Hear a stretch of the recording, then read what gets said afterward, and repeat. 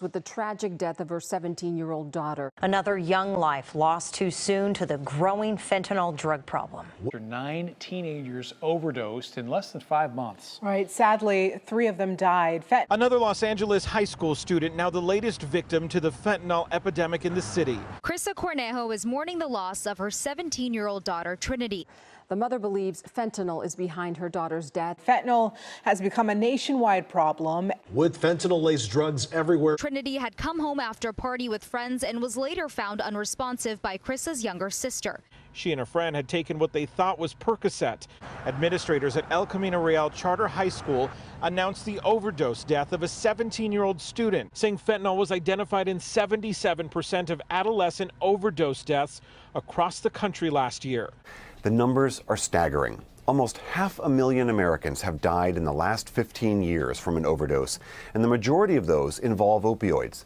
On average, 91 Americans are still dying every single day. 17-year-old Kay Darden's loved ones found her in bed at their home in Conyers Saturday morning, not breathing.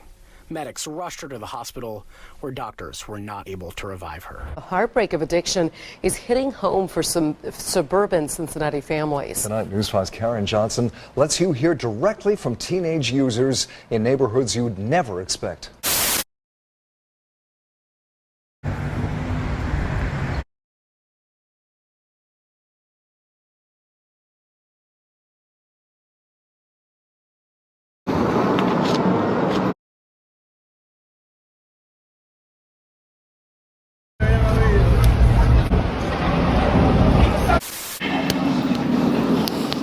Still. Don't stop, man.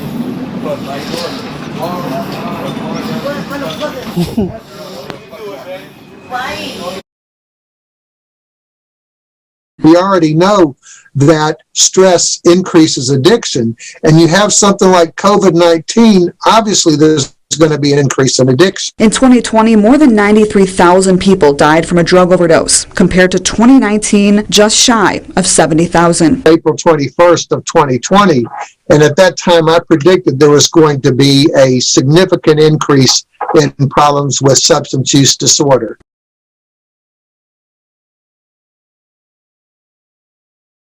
The fentanyl/opiate epidemic amongst Gen Z has turned out an entire generation of American zombies. Hi, I'm Ayana, a sophomore attending Eagle Rock High School in Los Angeles. My topic is fentanyl and opioid awareness. Growing up as Generation Z, I've noticed an absurd amount of my age group using and abusing opiate pills, downers, barbiturates, and fentanyl-laced lethal cocktails. There has been a meteoric spike of pill use, abuse, and the introduction of fentanyl-laced knockoffs disguised and or sold as the above-mentioned downers.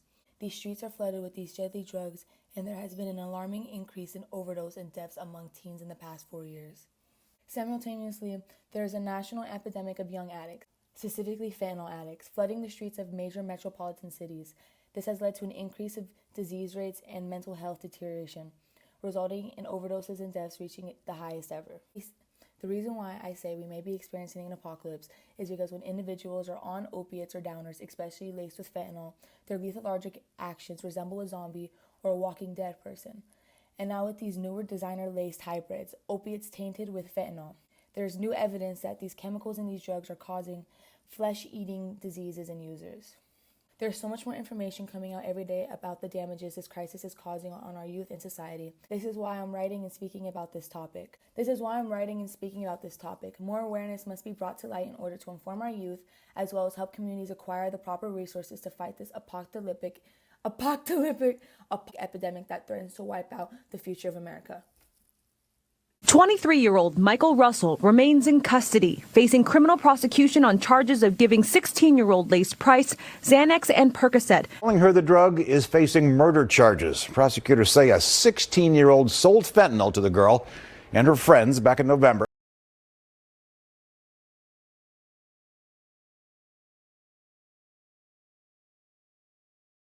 I feel like to have a better understanding of our deep opiate crisis that we have been fighting for years is to understand the history about it better. America's opium crisis started in the mid-1800s when Chinese trading companies realized they can profit loads of money off of expanding their trading routes. Since they expanded their routes, they were obviously able to make ways into the American markets.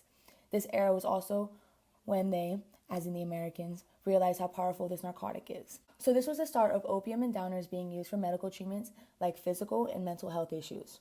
Little later in the 1800s, when the Civil War had started, another surge in the opium use, obviously because of the rush of people getting injured while serving, had caused opium being used even more often. The specific type of opioid that they were using is called morphine, which is a non-synthetic that is made from opium. Considering most of the people who were prescribed morphine were soldiers, a mass influx of soldiers being addicted to opium made its way. They referred to it as a disease called soldier's disease, or gangieri. I don't even know how to say it myself, to be honest, but gangieri, I'm pretty sure is how you say it, which is still something similar to what we're facing today. Shortly after the Civil War, it was common to prescribe women opium and morphine to help ease their menstrual cycle. At this time, a widespread range of different types of opium users hit. In the earlier 20th century, after people began to realize the dangers of addiction, people also decided on the control of opiates is necessary. This caused a widespread of necessary legal access and stricter regulations. This also made people start using the drug more underground and secretly, which also caused the contribution of illicit opium markets. Opiates have always held high business even after the regulations, but since people continue to use the product, many people's concerns started to grow for the addiction rates. In this time, rehabilitation programs and houses had first begun to open up and cater to these people who needed rehabilitation. Shortly, when I say shortly, I mean barely even a year after America was introduced to heroin. Heroin was known to be the safer alternatives to other opium products like morphine and whatnot.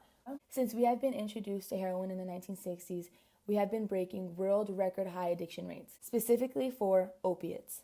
From this point on, it's been a crisis we have been dealing with for generations and generations. But my next timeline starts in the 1990s. The 1990s is where pharmaceutical businesses were starting to aggressively market and prescribe opiates and painkillers.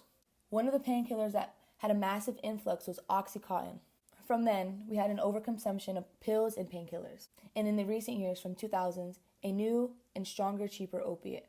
A surge had happened. Since this drug was cheaper, cartels and other drug dealers noticed and realized they can make extra profit if they cut other drugs like heroin and meth and etc. Like I had mentioned before, fentanyl is very strong. It's known to be 100 times more potent than morphine and 50 times more than heroin. So even a small ingested amount could be fatal or lead to an overdose. Now that it is everywhere and put into everything, there's no such thing on the market no more as a pure pill. This fatal drug is finding its way into other non-downer drugs like cocaine, meth, and etc., and even the more unexpected ones like marijuana. Good. I mean, but this is not normal.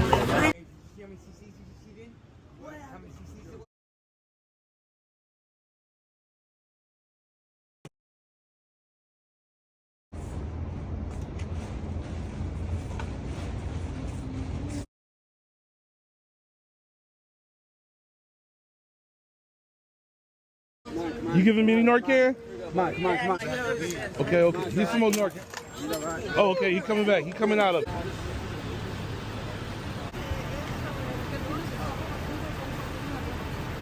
The social impact of fentanyl. Fentanyl has had a devastating impact in our society in the past decade. Even the ones that are uppers like cocaine and methamphetamines have been found with fentanyl in it. And now all these drugs being mixed with this stronger narcotic, many people are consuming it without even knowing or doing it purposely, which is causing an extreme surge in overdoses and deaths, like I've already covered before. Fentanyl has also affected the younger communities, like high school students like us. In the past decade, a sharp rise in deaths have been caused by fentanyl. The surge in the crisis has also caused emergency rooms, hospitals, rehab, recovery centers, and etc. to be backed up because of how many people are coming to them for resources. Illicit fentanyl, unfortunately, is indiscriminate. It affects everyone. No one is immune. California Attorney General Rob Bonta reminding us that fentanyl overdose is the leading cause of death for Americans age 18 to 45. Place the wavy side down into the container with the dissolved drugs. These are instructions on how to use the Trace ID F1 fentanyl identifier. In one primary care visit, MAT can be started and you won't overdose that night and you can go to work and try to take care of your family. There's always help everywhere. It's just for you to trust and reach out for help. A loved one is suffering from a drug or alcohol addiction, call the Discovery House today. The Discovery House is a Joint Commission accredited treatment center that provides comprehensive individualized treatment plans and resources to help build a life free of addiction. I invite you to sit down with us so that we can support you and discuss next steps for your family during this tough time. Now I will be getting on to my resources and health reduction segment. Here are some resources if you are dealing with fentanyl or opioid addiction. Substance Abuse and Mental Health Services Administration, SAMHSA, A0018000662, HELP.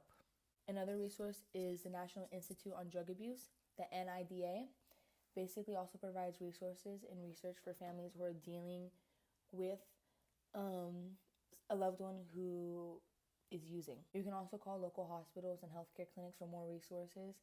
And if you suspect someone is overdosing from fentanyl or any type of opiate, call 911 and using Narcan immediately. Even if they are waking up from Narcan, still call 911 because there can be more issues even if they're awake and breathing. The most known damages fentanyl leaves to your body is the failure of the respiratory system. Many people using fentanyl experience hard time breathing or asthma-like symptoms. Another common one is overdose. This is the most common one and can lead to a fatal ending, meaning death. Another thing about fentanyl is that your tolerance starts to go up. Like when using any other drug, and when your tolerance starts to go up, it means you need more drugs to achieve the same high you had started with. And once you continue to build up your tolerance, and you continue to build a habit of using it, it usually becomes an addiction. Fentanyl is known to be a highly addictive drug, but that's any opiate for that matter. They're all very highly addictive. And something I also don't see getting mentioned a lot when covering opiate crisis or when mentioning the opiate crisis and the fentanyl crisis is the withdrawals. And when you're recovering from opiates, fentanyl withdrawals are often diarrhea, sweating really, really bad, cravings, can't sleep, even vomiting, and for worst cases, even death. If you suspect an opioid overdose, check to see if the person will not wake up, is very sleepy, or is not breathing well. Do not test the nasal spray device before use. Narcan nasal spray is for use in the nose only and is safe to use even if opioids are not present. Hold the nasal spray device with your thumb on the bottom of the plunger. Insert the nozzle into either nostril and press the plunger firmly to give the dose. One nasal spray device contains 1 dose of medicine. Call 911 immediately after giving Narcan nasal spray. If the person does not wake up, continue to give doses every 2 to 3 minutes until the person wakes up. It is safe to keep giving doses. Stay until an ambulance arrives, even if the person wakes up. You have the power to save a life. For more information, visit Narcan.com.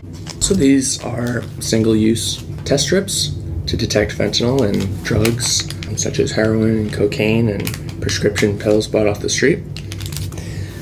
And now in a few seconds, we'll start to see the results in this middle section here. One solid line would be positive for fentanyl, and 2 solid lines would be negative for fentanyl.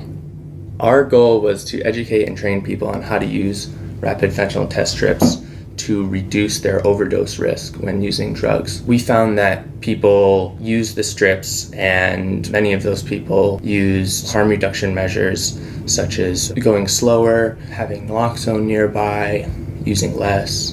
What we also found was that the majority of people wanted to continue to use the strips after the study.